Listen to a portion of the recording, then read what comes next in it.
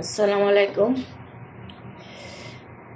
এটা একটা মুরগিকে আমি 2 ভাগ করেছি, করে এখানে রসুন কেটেছি,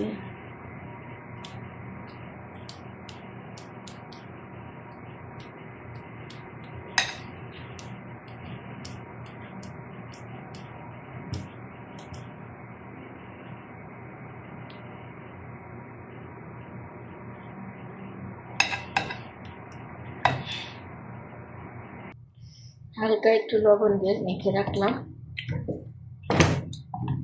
এখন আমি মশলাটা রেডি করব। এখন আমি এই যে কাঁচা মরিচ, একটু টমেটো সস দেওয়ার কথা, এর জন্য একটু রসুন দিব, বেশি দিব না, পেঁয়াজ, এগুলো ব্লেন্ডার করব। একটু লেবু দিয়ে দিলাম থেকে ব্লেন্ডার করব, যে ব্লেন্ডার করে নিয়ে আসবো।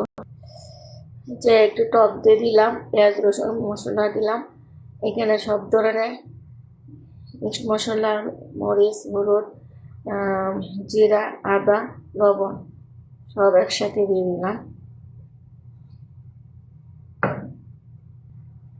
অলিভ অয়েল তেল দিলাম, অলিভ অয়েল দিতে পারেন, সাদা তেল দিতে পারেন, আমার অলিভ অয়েল আছে এই জন্য আমি অলিভ অয়েল দিয়ে দিচ্ছি।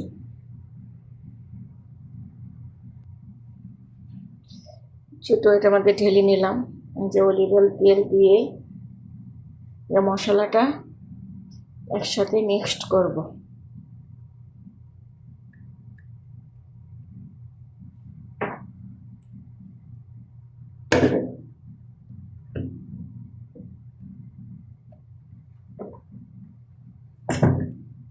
এই যে আমার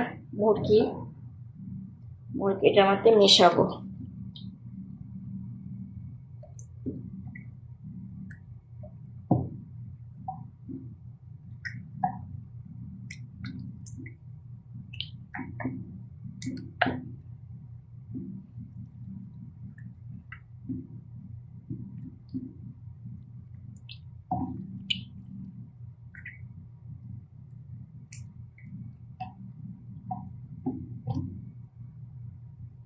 ভালো করে ভিতরে ভিতরে যে কেটে নিয়েছিলাম এটার ভিতরে ভিতরে ঢুকিয়ে দেব। এখন আমি এটা এইভাবে মিশিয়ে ম্যারিনেট করে রাখবো 1-2 ঘন্টা।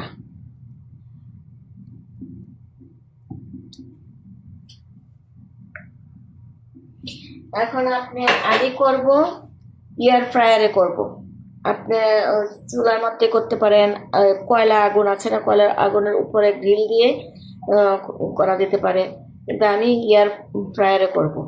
এখন আমি ম্যারিনেট করে 1-2 ঘন্টা রেস্টে রাখবো। আজকে এটা মুরগিটা ম্যারিনেট করে রেখেছি, 1-2 ঘন্টা লাগবে। আজকে আর ভাজবো না, কি কি মশলা দিতে হয়, কিভাবে ম্যারিনেট করতে হয় সেই প্রস্তুতিটা দেখালাম। এখন আমি এইভাবে রেখে দিব। এখন আমার সময় লাগবে 1-2 ঘন্টা মশলাটা বসতে হবে। আমি এয়ার ফ্রায়ারে করব, তো যখন আমি এয়ার ফ্রায়ারে দিব তখন দেখাবো।